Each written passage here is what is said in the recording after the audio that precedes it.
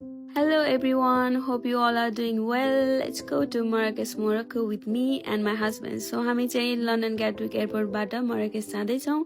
त्यसैले हामी चाहिँ राति छिटै नै एयरपोर्ट आएर बसेका थियौँ कज हाम्रो चाहिँ अर्ली मर्निङ 6 बजेकै फ्लाइट छ। राति नाइट बसमा आउने झन्झटले हामी चाहिँ राति नै एयरपोर्ट आएर बसेका थियौँ। यसरी एयरपोर्टमा सजिलो र कम्फी ठाउँ खोज्दै खोज्दै हामी चाहिँ यताउति हेर्दै हिँडिरहेका थियौँ। सो फाइनली हामीले चाहिँ एउटा ठाउँ पायौँ। त्यस ठाउँमा गेम खेल्दै लुडो खेल्दै बर्गर खाँदै हामी टाइम पास गर्दै थियौँ। यतिकैमा हाम्रो चेक इन गेट पनि खुल्यो। सो हामी क्विकली चेक इन गरेर हाम्रो डिपार्चर गेटबाट भित्रतिर लाग्यौँ।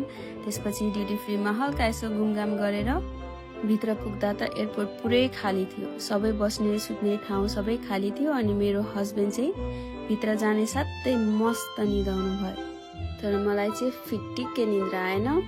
आफ्टर 2 आवर्स हाम्रो चाहिँ गेट अनाउन्स भयो अनि मैले चाहिँ मेरो हस्बेन्डलाई उठाएर कफी लिएर हामी चाहिँ हाम्रो बोर्डिङ गेटतर्फ लाग्यौँ। हाम्रो बोर्डिङ पास देखाएर बाहिर जाँदा त ओ माई गड यस्तो डेन्जर हुसु लागेको थियो नि। वाउ यस्तो चिसो बढिसकेछ युकेमा। सो हामी चाहिँ क्विकली आफ्नो सिट खोजेर बसिहाल्यौँ। मस्त सुत्दै उठ्दै मराकेस पुग्यौँ।